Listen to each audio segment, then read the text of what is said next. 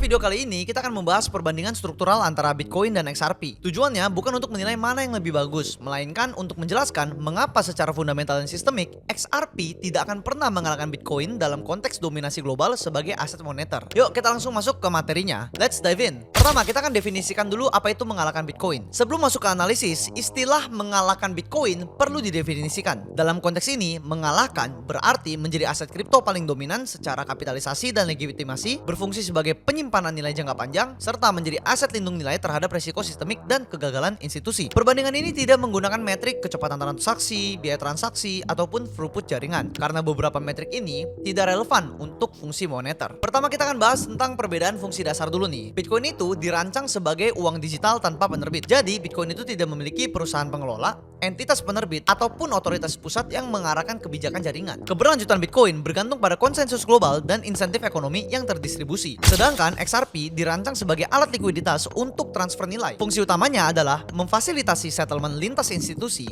meningkatkan efisiensi pembayaran, dan mengurangi friksi dalam sistem keuangan tradisional. Dengan demikian, sejak desain awal kita sudah bisa melihat perbedaan bahwa Bitcoin adalah aset moneter, sedangkan XRP adalah infrastruktur pembayaran. Jadi keduanya tidak bersaing dalam kategori yang sama. Selanjutnya kita akan bahas dari segi tokenomic finality. Bitcoin memiliki finalitas moneter absolut, yang berarti jumlah maksimal Bitcoin dibatasi pada 21 juta unit dengan jadwal penerbitan yang tidak dapat diubah tanpa adanya konsensus global. Tidak ada mekanisme tata kelola yang memungkinkan ekspansi supply. Sedangkan XRP tidak memiliki finalitas moneter dalam pengertian yang sama, karena XRP diciptakan sepenuhnya di awal dengan distribusi dan pelepasan supply yang bergantung pada kebijakan dan struktur pengelolaan. Sedangkan infrastructure tokens tidak membutuhkan properti tersebut. Bitcoin tidak memiliki mekanisme penerbitan terpusat. Distribusi Bitcoin terjadi melalui proses mining terbuka dengan aturan supply yang tidak dapat diubah secara sepihak. Sedangkan XRP diciptakan dengan seluruh supply tersedia sejak awal. Sebagian besar supply historis XRP berada di bawah kendali Ripple, meskipun kemudian dialokasikan melalui mekanisme escrow. Nah, fakta ini menciptakan beberapa ketergantungan struktural seperti arah pengembangan, kebijakan supply, dan narasi adopsi XRP tetap terkait dengan satu entitas. Nah, dalam sistem keuangan global, tingkat sentralisasi itu merupakan faktor resiko, bukan keunggulan. Selanjutnya kita akan bahas dari settlement risk dan counterparty risk. Bitcoin menghilangkan counterparty risk pada lapisan settlement, di mana transaksi bersifat final pada tingkat protokol dan tidak bergantung pada keberlanjutan institusi tertentu. Sedangkan XRP mengurangi friksi transaksi, namun tidak menghilangkan counterparty risk. Proses settlement XRP tetap bergantung pada partisipasi validator, pengakuan hukum, dan kelanjutan integrasi institusional. Dalam keuangan, pengurangan resiko tidak sama dengan mengeliminasi resiko. Selanjutnya kita akan bahas dari segi netralitas geopolitik. Bitcoin itu bersifat netral secara geopolitik karena Bitcoin tidak mewakili kepentingan negara tertentu, tidak terikat pada sistem hukum spesifik, ataupun dia juga tidak bergantung pada hubungan institusional. Oleh karena itu, Bitcoin dapat berfungsi sebagai aset lindung nilai dalam kondisi krisis sistemik. Nah, dari sisi XRP sendiri secara eksplisit dirancang untuk beroperasi di dalam sistem keuangan yang udah ada. Nah, kerjasama dengan bank dan regulator merupakan bagian dari proporsi nilainya. Kasus hukum antara SEC dan Ripple menunjukkan bahwa XRP beroperasi dalam kerangka regulasi institusional, bukan di luar sistem tersebut. Nah, dari sini kita bisa lihat bahwa aset yang bergantung pada stabilitas sistem tidak dapat menggantikan aset yang dirancang untuk bertahan saat sistem ini gagal. Selanjutnya kita akan lihat dari sumber permintaan. Permintaan terhadap Bitcoin bersifat akumulatif. Sumber permintaannya berasal dari individu,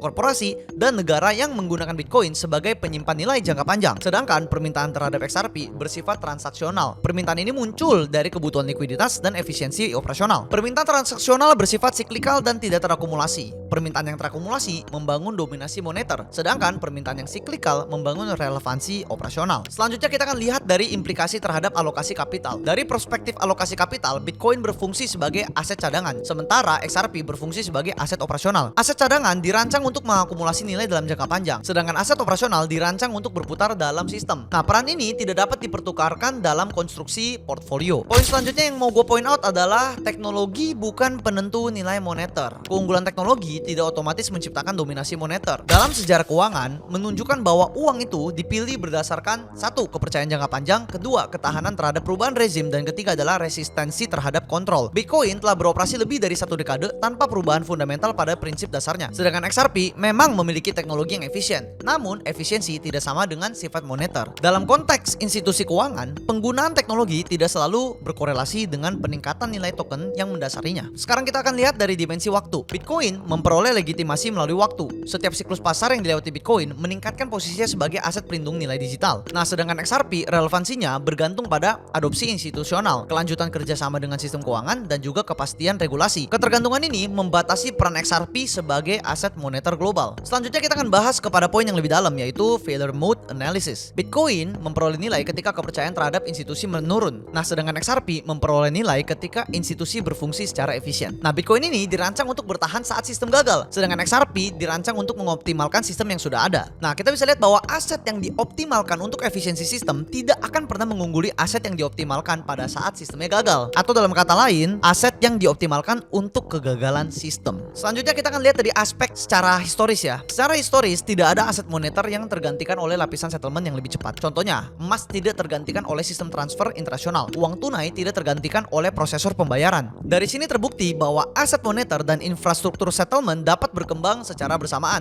namun tidak saling menggantikan. Sekarang kita akan bicara tentang falsifiability. Artinya, semua konten ini akan menjadi invalid atau tidak valid kalau XRP mencapai finalitas moneter penuh, menghilangkan pengaruh tata kelola tingkat penerbit, dan menunjukkan permintaan jangka panjang yang independen dari arus pembayaran institusional. Namun, hingga saat ini tidak ada indikator struktural yang menunjukkan arah tersebut. Terakhir, kita akan bahas posisi XRP sekarang secara objektif. Jadi bukan karena XRP tidak bisa mengalahkan Bitcoin ya, bukan berarti XRP itu proyek gagal. Tapi XRP merupakan proyek yang memiliki fungsi yang jelas dalam konteks pembayaran dan settlement. Namun perlu dicatat dan diketahui bahwa fungsi utilitas tidak sama dengan fungsi moneter. Lalu relevansi infrastruktur tidak sama dengan dominasi aset. Dan XRP dapat bertahan hidup dan beroperasi tanpa harus mengalahkan Bitcoin. Jadi Bitcoin dan XRP tidak berada dalam kompetisi yang secara langsung ya. Bitcoin berfungsi sebagai aset moneter netral dan penyimpan nilai jangka panjang. Sedangkan XRP berfungsi sebagai alat efisiensi dalam sistem pembayaran institusional. Jadi secara struktural, aset moneter tidak digantikan oleh infrastruktur dan sistem kepercayaan tidak dikalahkan oleh kecepatan teknis. Oleh karena itu, berdasarkan desain, fungsi, dan posisi sistemik, XRP tidak akan pernah mengalahkan Bitcoin. Tapi bukan berarti karena tidak bisa mengalahkan Bitcoin, XRP menjadi tidak bernilai. XRP dan Bitcoin memiliki nilai dan fungsinya masing-masing dan bisa berjalan secara bersamaan